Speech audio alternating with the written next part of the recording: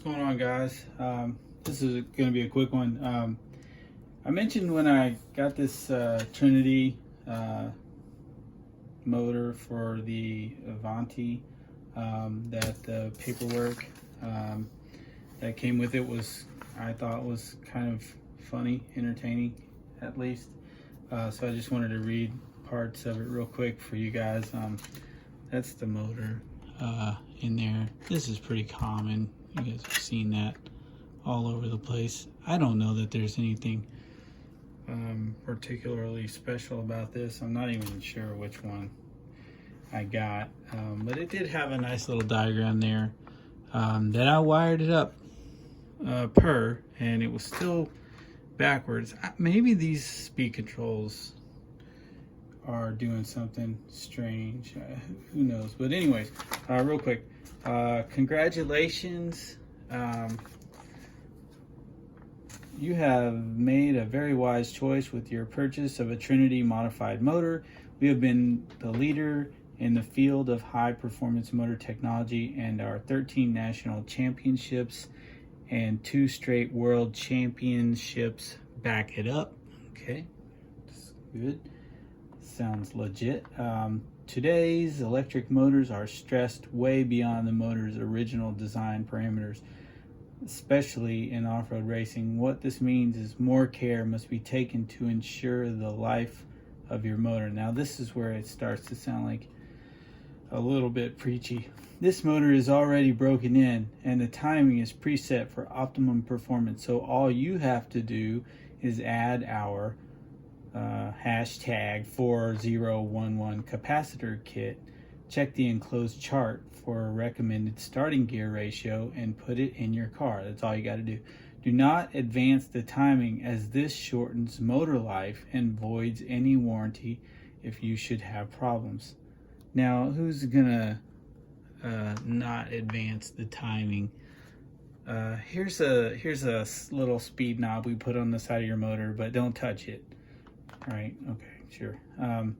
The enclosed chart gives you the info you need for track size, brush replacement, etc. Now here we go, this is good shit. You must realize that these motors are designed for racing and have a very limited brush life. The brushes are the weak point of electric motors. Heat tends to break down the brushes, and the high RPMs of the motor wear them out. Simply by changing brushes at suggested intervals, you can keep your motor running strong. If you are expecting to buy a modified motor and run it every weekend for 6 months without maintenance, you are in the wrong hobby. They're talking to me right there. You must maintain your motor like you maintain your car, which I maintain shittily, I might say. You don't bolt it in and forget about it. Electric motors were not made to run in the dirt. Now that's, I mean, okay. So whether you run on or off-road, you should spray out your motor after each run. After your motor cools down, remove the brushes and spray out the brush holders, ball bearings, commutators, etc. with our number 4023 motor spray. This will clean out all the dirt and carbon from the brushes. While we are on the subject of cleaning out the motor, never use a power additive in a modified motor. Now, this is something I wasn't aware of. I didn't know this was even a thing. I didn't know there was any kind of secret sauce that you could put on an electric motor. Sounds like something for a nitro motor, but yeah, I had no idea. Yeah, so okay, that's news to me.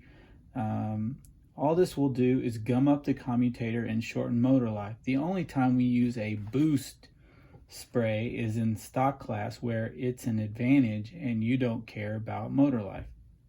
We also recommend a dirt cover, foam only. Number 4036 will work very nicely. Do not use a rubber cover, as they trap heat and blow up the motor, like the ones that come stock with like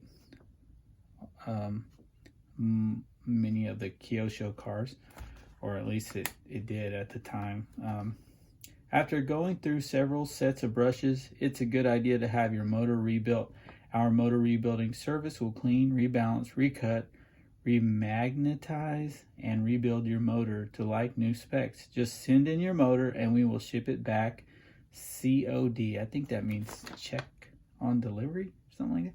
Turnover time is 4 days and the cost is $20. We are sure if you are careful with your motor, it will last a long life. It will last a long life. Okay. Good luck and good racing. Boom. So anyway, you know, when I was a kid, if I bought a motor like this, this would have been like garbage. I wouldn't even have looked at it, man. I mean, I would have grabbed it, wired some stuff on there. I wouldn't even have put the caps. I never used the caps growing up.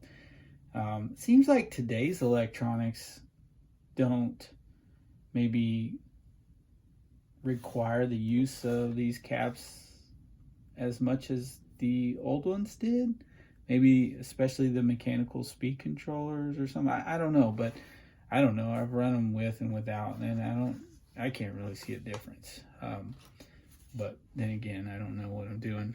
This is the latest motor. It's a diamond. Wow. The lights, I've got these lights set up specifically so that you guys can't see what I'm doing. I want you to see as poorly as possible. Anyways, this guy seems like it's pretty hot. It's got ball bearings, and it claims to be a 40,000 RPM motor. I don't know exactly which car this is gonna go into, but I'm thinking maybe the egress. It should be able to handle something like this. Hopefully I'll get it wired up the right direction. Now for my egress, I'm missing this little